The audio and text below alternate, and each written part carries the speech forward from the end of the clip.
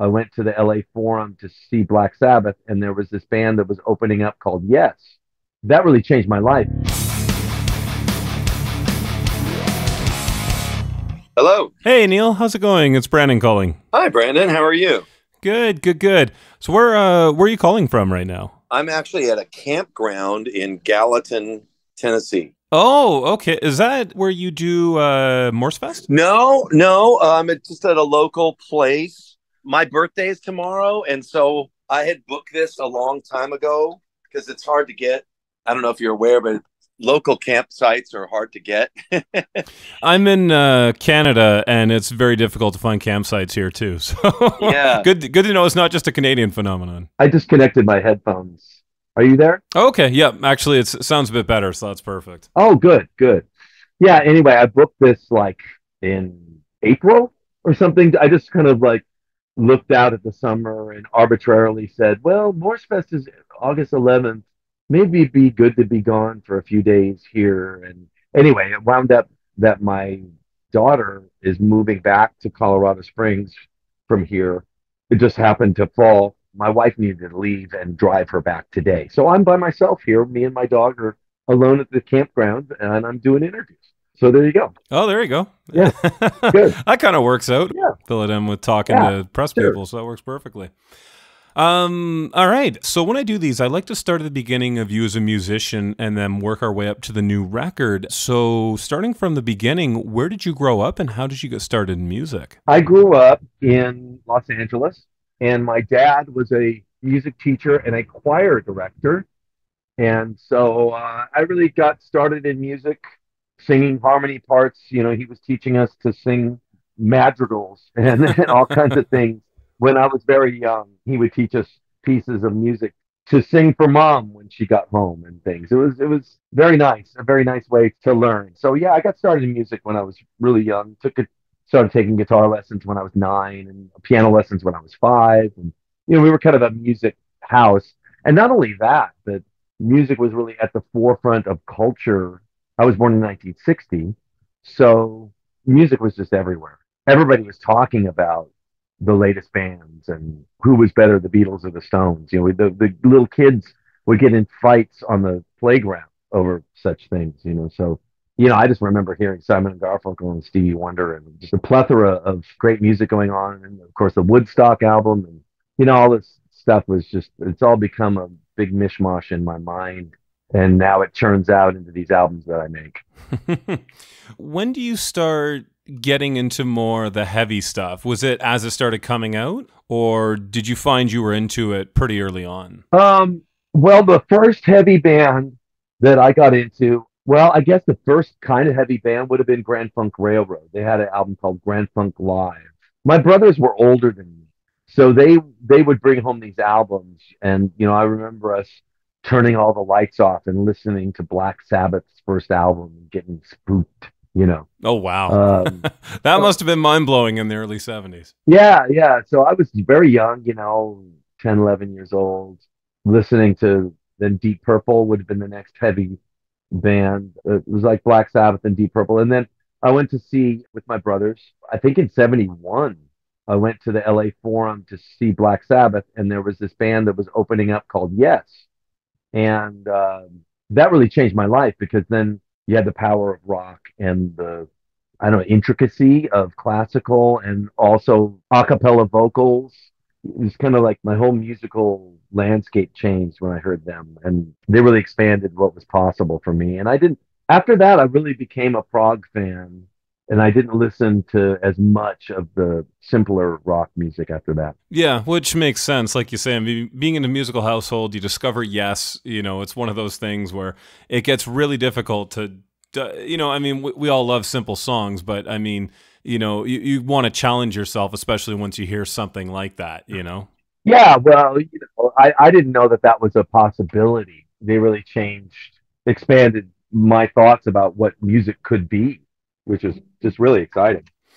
Yeah. So tell me this now. So from what I understand, I think it was the late 80s, early 90s, you went to Europe and just kind of busked and sort of, lived sort of that kind of lifestyle. What can you tell me about that experience? Oh, yeah. Well, I was tired of playing at that time in my life. Now, late '80s, early '90s. I've been playing in LA clubs and trying to get a record deal as a singer songwriter for years. And I guess now I think I was tired of seeing people I hadn't seen for a while and saying, yeah, I'm still playing at Panama Joe's in Long Beach. I just wanted to have a better story to tell. That was part of it. And my brother Richard and I, we had talked about just going to Europe and following the wind, following the muse, playing on the street. And he actually went before I did. And he wound up living there for, God, I don't know, a long time, 15 years or something. I went later, and it was a very interesting experience. Yes, I was there for, I don't know, some months, maybe 4 or 5 months. I didn't live there that long, but I mean, I didn't have any place to come back to, so I guess I was living there. But I didn't know what I was doing. I didn't. There's a whole way that you play on the street to get money, and I was used to playing in clubs, so I would do like a 45-minute set, which is not what you do. I found out later. The point is to gather a crowd and then fleece them, and then go somewhere else and gather another crowd and fleece them. Basically, is what I came to understand. You don't do a 45-minute set on the street in Hamburg. It's like that's not how it works. But anyway, it's funny to me now. But yeah, it was interesting. It was a great adventure, and that's what I was looking for at the time. Where did you go during that? You'd mentioned Hamburg. Did you go like all over Europe or just Germany or? See, Germany and Paris on that journey. Yeah, I don't think I went anywhere else. It was Germany and France. Oh, very cool. Yeah. All right. Well, let's jump a little bit ahead now. I interviewed you a couple years ago. We'd gone sort of in depth into Transatlantic, but I'm curious about one of your more recent bands you did, Flying Colors. Tell me how this band came together. Now, had you worked with Steve Morse before? No, we have a mutual friend that suggested that we write together. I think it was a little bit like a blind date where you tell each person that the other person really wants to date you. When we got together, it was like, oh, he told me you were really, well, I did want to write with you, but he told me you really wanted to write with me. It was that kind of a thing. But we did want to write with each other, of course. And that was the first thing that happened towards Flying Colors was that I got together with Steve. I actually flew down there and drove up to his house it was probably like 2008 or something now. It was a long time ago. And we just spent a few days in his studio writing, and it was a really great experience. He's just, as you know, such an amazing musician and such an interesting person too.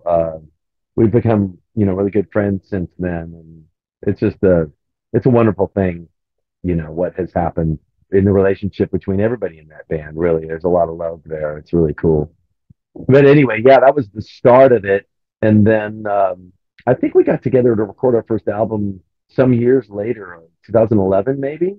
Yeah, what an experience! It was amazing. So you fly up to him, you start working with Steve, and then I'm assuming just because Dave LaRue is kind of in almost everything Steve does, he was just a natural choice to get on bass. And obviously your relationship with Mike Portnoy, was that sort of how those two members got brought into it? Yeah, pretty much. We had talked about, different configurations or what it might become. The real interesting factor was who was going to be the singer. That was the X factor. I mean, we pretty much decided, okay, me and Mike and Steve and Dave. Yeah, okay. And we decided the kind of the direction that the band wanted to go. Muso kind of stuff with a little more of a modern singer-songwriter feel to it. And yeah, when we found Casey, I think it was Mike that suggested Casey when we were auditioning. We were doing these video auditions basically for singers, and I'm so glad we got Casey because, well, he's Casey, so unique. Yeah, what a talent. Yeah.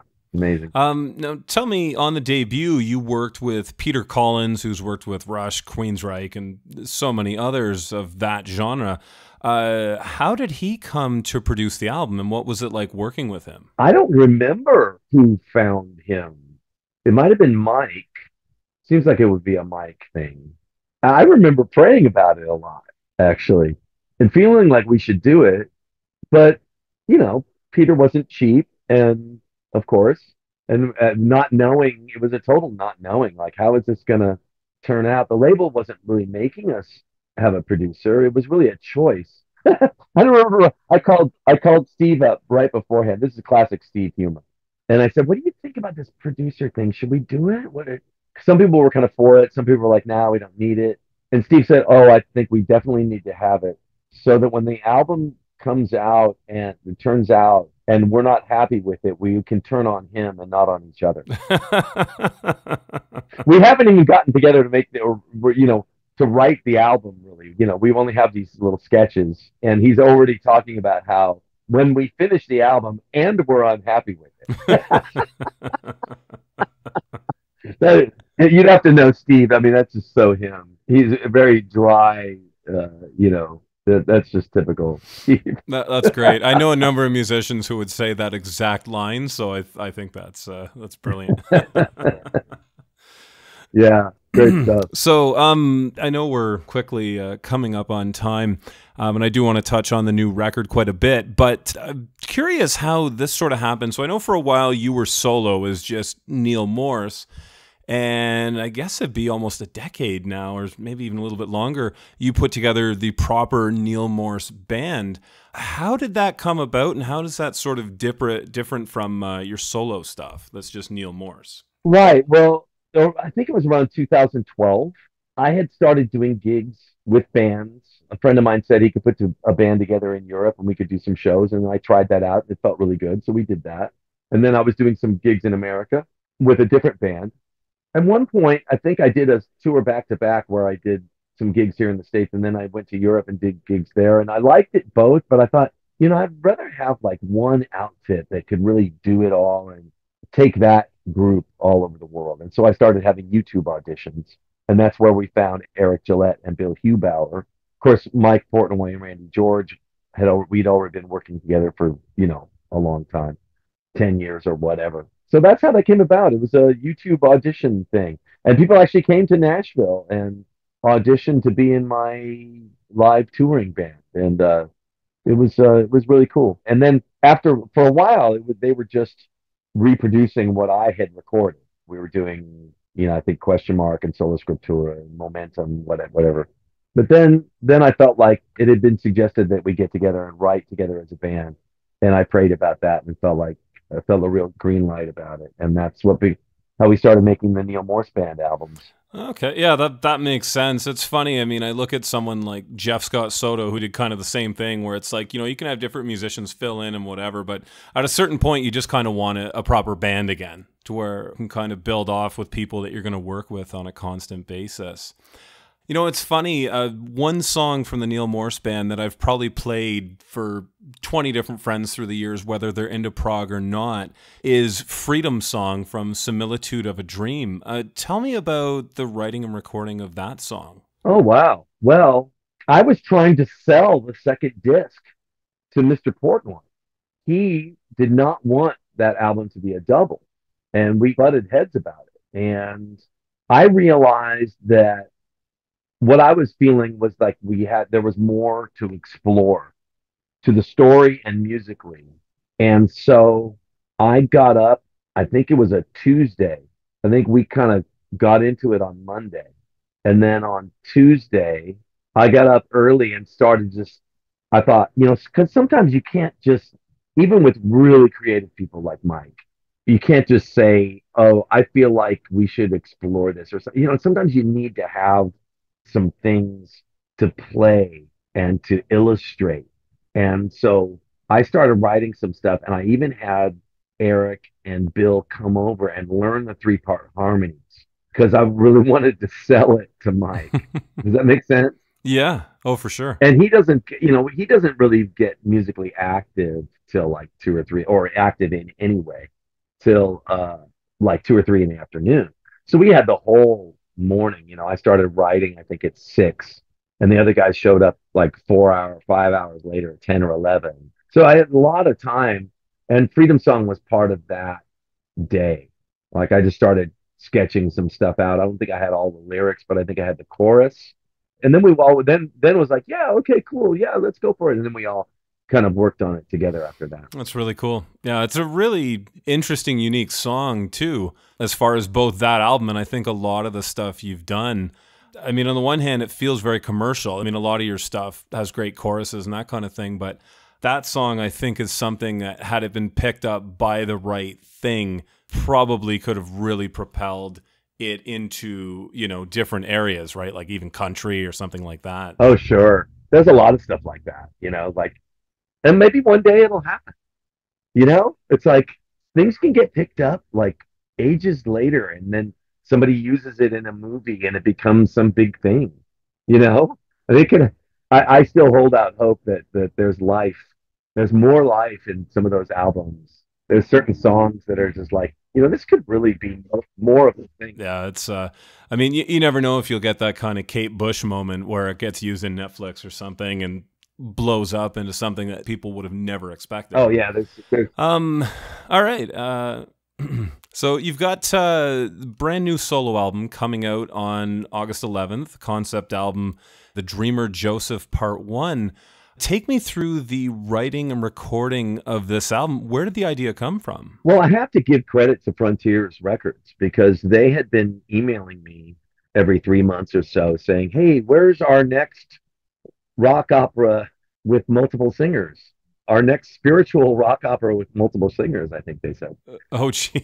So when I had a moment between, it was after the last touring cycle in 2022. And so I started thinking about, well, what could I do? And I started kicking it around with my wife. Like, what could I do that would be interesting? And then, I wasn't sure. I thought, well, the Joseph story is really a wonderful story, of course. But I have to test the waters, I didn't feel some like thunderous thing from the mountaintop.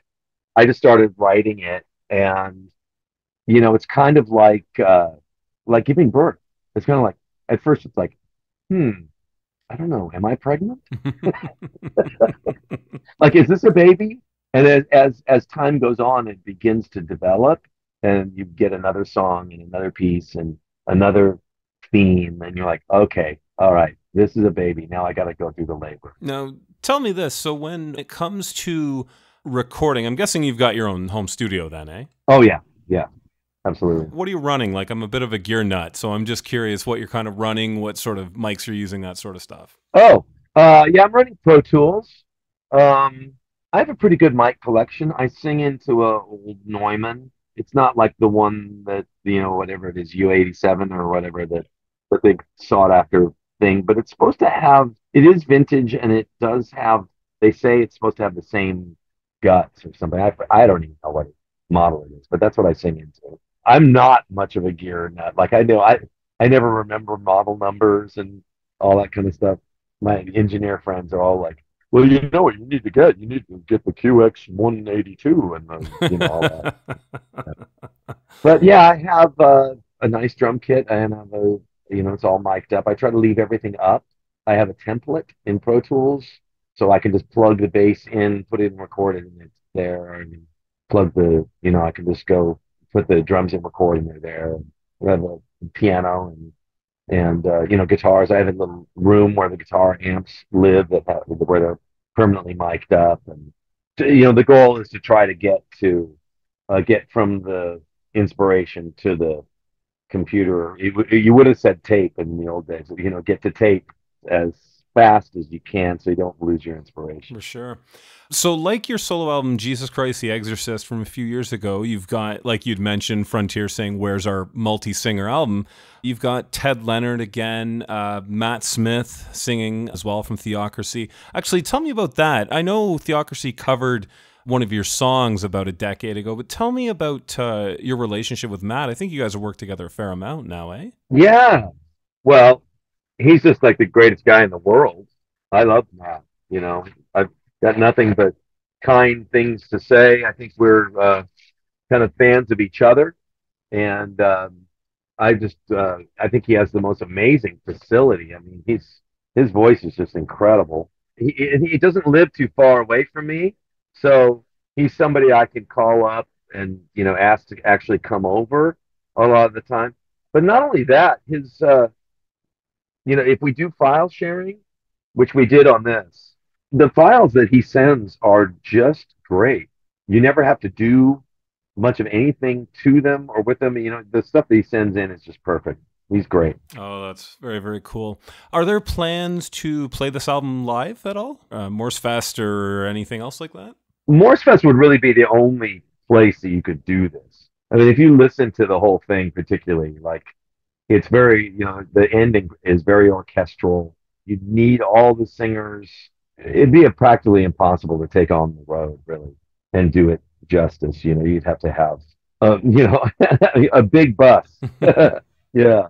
So I think Morsefest, hopefully we'll do it next year at Morsefest. That's what I'm hoping. Oh, that'll be really cool. Well, hey, I mean, depending on when part Yeah. two gets finished, maybe you could do a double feature or something. Yeah, that's what I'm thinking. I'm thinking we'll do the whole thing. Oh, very cool. How's part two coming? Are you well into it by now? Part two, I just signed off on last night. Oh, wow. So it's in the can, ready to go, and just, Yeah. So you know, the has to audio work is the done. natural album cycle. Yeah, I just had to get that out of my bloodstream before all the Morsefest stuff. And so I was hoping to get it done sooner, but you know, albums have a life of their own. Oh, that's perfect. All right. Well, I want to thank you so much for taking the time. I know you got to run. You've got another one. So thank you so much. Really loving the new record, and I can't wait for part two. All right. Thank you, man. All right. Thanks, Neal. Have a good one. Have a good one, bro. Take care. Bye.